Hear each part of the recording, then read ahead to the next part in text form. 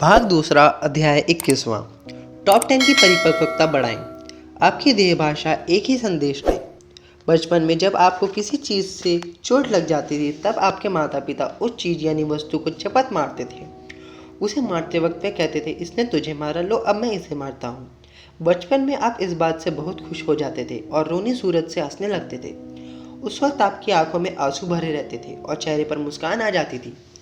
रोते हुए बच्चे को जल्दी खुश करना है तो माता पिता अक्सर यह तरीका अपनाते थे।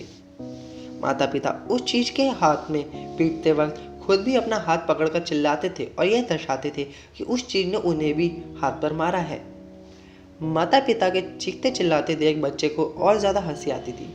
उसे लगता है उस चीज को भी पिटाई हो गई और साथ में मम्मी पापा को भी ठोकर लग गई, यानी सिर्फ मुझे ही चोट नहीं लगी, मम्मी पापा को भी चोट लगी। इस तरह बच्चे का ध्यान दूसरी ओर चला जाता है और वह जल्दी चुप हो जाता है। यदि बड़े होने के बाद आपको किसी चीज़ से ठोकर लग जाए तो अब आपके माता पिता आपसे यह नहीं कहेंगे ये छी है, ये गंदा है, ये तुम्हें मारता है, लो अब मैं इसे मारता हूँ। कारण बड़े होने के बाद आपकी शारीरिक शक्ति और परिपक्वता बढ़ती है। एक बड़े इंसान को चुप कराने के लिए भी वह सब करना पड़े जो एक बच्चे को चुप कराने के लिए किया जाता है तो यही समझा जाएगा यह इंसान अभी तक परिपक्व नहीं हुआ है। इसे चुप कराने के लिए, खुश कराने के लिए किसी वस्तु को पीटना पड़ता है। अतः हम जांचें कि हमारे अंदर शारीरिक परिपक्वता कितनी आई है। बच्चा जब शरीर से बड़ा हो जाता है तब उसमें यह समझ आ जाती है कि उसके शरीर को निरंतर व्यायाम मिलना चाहिए और उसके लिए वह सर्वदा प्रयत्नशील रहता है। वह अपने शरीर को स्वस्थ रखने के लिए अच्छे जिम अथवा योगशाला में प्रवेश लेता है। अगर उसके शरीर का वजन ज़्यादा है तो वह जिम व खान पान के द्वारा अपने शरीर का वजन नियंत्रित करता है और यदि वजन कम है तो उसे बढ़ाने का भरपूर प्रयास करता है। ऐसा करके उसके शरीर में सुखद अनुभूति की लहर और स्वास्थ्य का अनुभव महसूस होता है। जब आप में शारीरिक परिपक्वता आ जाती है तब आप अपनी शारीरिक तकलीफ समझ पाते हैं।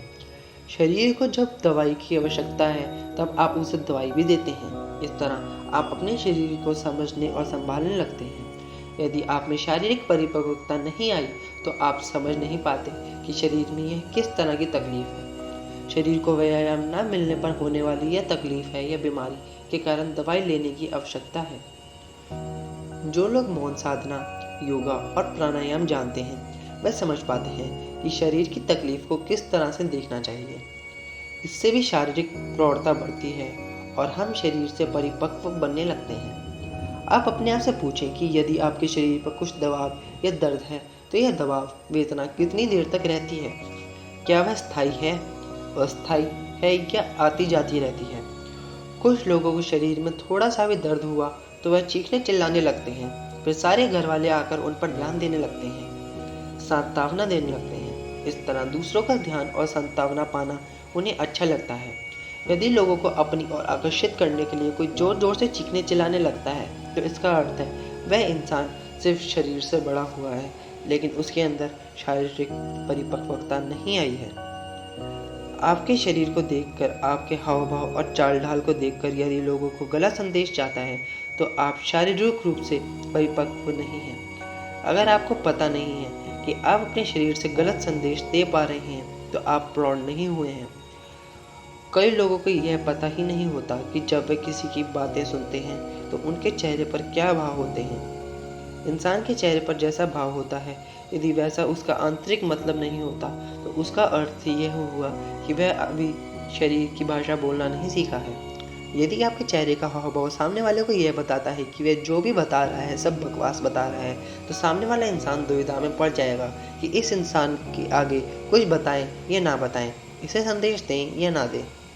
आपके शरीर द्वारा गया हुआ संदेश संदेह रहित होना चाहिए। लोगों को समझ में आना चाहिए कि आपका लक्ष्य क्या है और आप जीवन में क्या चाहते हैं।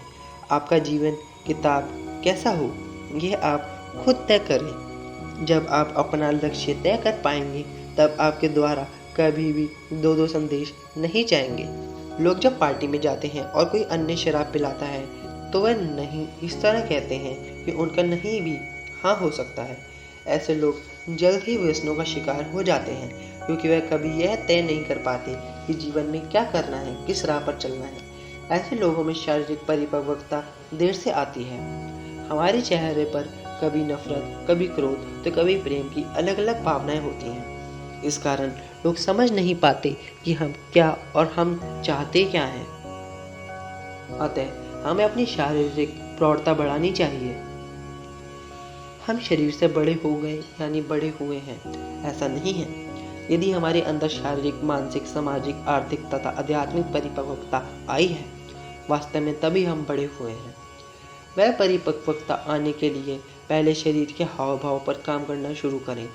अगर हमारे हाव भाव सामने वाले को सही संदेश दे रहे हैं तो बहुत जल्द ही हम देखेंगे कि हमारा शरीर उच्च चेतना यानी छिपे शून्य अनुभव को प्रसारित कर रहा होगा। पुस्तक का अगला खंड इसी शून्य अनुभव को प्रकट करने के लिए लिखा गया है। बिना छिपे शून्य की नींव 90 और टॉप 10 लाश है और शून्य अनुभव के जुड़ते ही वह कैलाश है। तो कैसा लगा आपको ये आज का अध्याय? कृपया नीचे करके कमेंट करके ज़रूर बताएं तथा हमारे चैनल को सब्सक्राइब करना ना भूलें और उसके साथ दिए गए बेल आइकन को दबाना ना भूलें ताकि आपको आने वाले वीडियोज़ के लिए टाइम टू टाइम नोटिफिकेशन मिलती रहे। धन्यवाद।